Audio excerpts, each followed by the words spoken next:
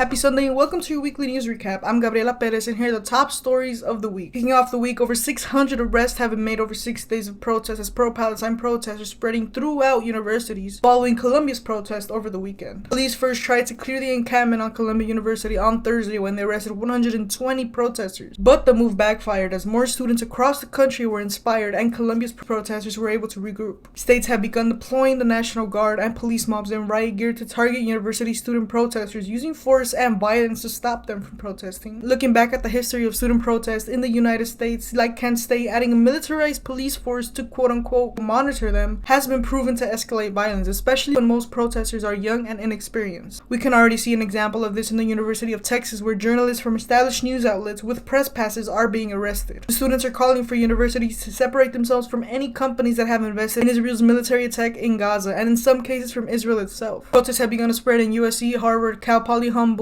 Yale, MIT, Ohio State, University of Texas, Emerson College, University of Michigan, University of Minnesota, Berkeley, and more. Next, Oklahoma passed an anti-immigration bill following the trends of Florida and Texas. So HB 4156 gives any police officer in the state the power to stop a person they think is undocumented, arrest them, and deport them. It is now heading to the governor's office to officially be passed as law. However, Governor Kevin Stitt of Oklahoma is unsure about whether to pass it and is seeking advice from Mexican diplomats. On top of this, he is also looking at the effects this law has had in Florida and Texas, where in Florida this bill is hurting their local economy, and in Texas it's being ruled as unconstitutional. Organizations like the DREAM Act in Oklahoma are looking for people to call this number and encourage the governor to veto this bill. Following with more politics, the House passed a $95 billion foreign aid bill over the weekend. In it is aid to Israel, Ukraine, and Taiwan. It's also passed to the Senate and already reached President Biden, where he has already approved it. House Leader Mike Johnson led this package, including 4 bills that were lumped together. Bill number 4 includes sanctions for China and Iran, Repo Act, giving the U.S. ability to seize Russian assets, and most importantly, it includes a new TikTok ban. This TikTok ban is still focused on the data protection from TikTok's ownership. However, this extends the amount of time ByteDance has to divest or sell to the U.S. if it chooses to, from 5 to 9 months. However, ByteDance has made it clear they are not selling, hence the TikTok ban title. Bill number 1 includes $61 billion to Ukraine. Bill number 2 includes $21 billion for Israel, with $9 billion of that for humanitarian aid, and this is on top of the normal amount the U.S. already gives Israel every year. Bill number 3 is for Taiwan and the Indo-Pacific region to combat China's influence in the region. A surprise 5th bill was introduced as a standalone bill that included border security policies. However, it didn't even pass the House. For these bills to become law, they of course need to pass the Senate and pass President Biden's desk, which has already happened. Ending on a conflicting story, more than 150 women and girls were sexually abused by a USA Olympics gymnastics team doctor. The Justice Department has reached a $138.7 million settlement with more than 100 victims of disgraced former USA gymnastics team doctor Larry Nassar for the FBI's initial failures in investigating the sexual assault case. More than 150 women and girls, including Olympic athletes, have alleged that Nassar sexually abused them under the guise of performing medical treatments. The FBI failed to investigate their claims, the victims say. Nassar, who was convicted of sexually abusing young athletes under the guise of medical treatment, was sentenced in a Michigan state court of up to 175 years in prison. The Justice Department acknowledges failures in the Inspector General's report that found senior officials in the FBI Indianapolis field office failed to respond to Nassar's allegations, made numerous fundamental errors when they did respond, and violated multiple FBI policies when undertaking their investigation. A victim's attorney also said it's at some level feeling victorious, but also at some level just profound sadness, knowing that had the FBI acted when this was reported, over 100 children would not have been molested by Larry Nassar. It brings the end to one of the darkest chapters, if not the darkest chapter in American sports history, the attorney added. And that's all for this week. From politics to crime, I look forward to giving you independent coverage every week. Subscribe and follow my social media pages to catch up on the latest news. I'll see you next week.